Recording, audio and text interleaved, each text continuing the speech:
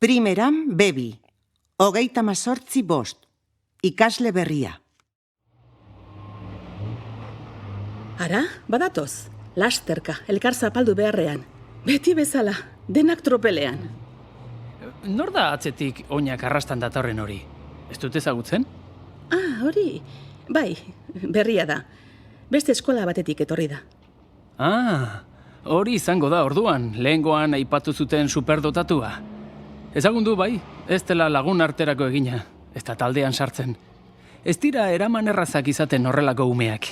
Tira, inorentzat ez da erraza, lehen egunean talde berri batean sartzea. Are gehiago, taldea lehendik osatuta badago.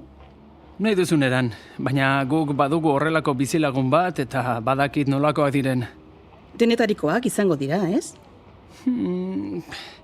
Seinale dute badakitela denean onak direla eta harro bihurtzen dira. Baita zera ere. Nola izango dira bat denean onak? Arlo batzuetan izugarri nabarmentzen dira, egia da. Baina beste batzuetan ez. Traketxak ere izan daitezke zenbait arlotan. Ez dakipa. Ez zait asko gustatzen gure engelan horrelako bat egotea. Izan ere, gainerako aurrak gutxi etxita sentitzen dira beren ondoan. Orokortzen ari zara. Gaur egun gutxi etxita eta baztertuta futbolean onak ez direnak sentitzen dira.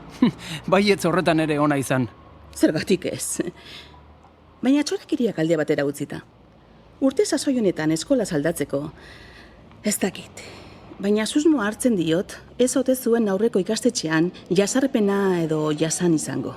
Ba ote, eh? Elitzateke, lehenengo aldia izango. Gaixoa. Pentsatzen jarrita, uzkurtuta eta lurrera begira dago denbora guztian. Entzunda daukat horrelako pertsonak oso bakarti bihurtzen direla.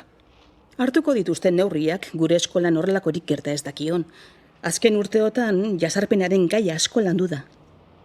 Edozein moduz ez dut uste laguntza handirik beharko duenik. Adimen handiko pertsona hauek inoren laguntzari gabe ere aurrera ateratzen dira. Aski dute berezko gaitasunekin. Hau Marka, zurekin Alfreda. Ezagun duzu aurrari itziz josita zaudela.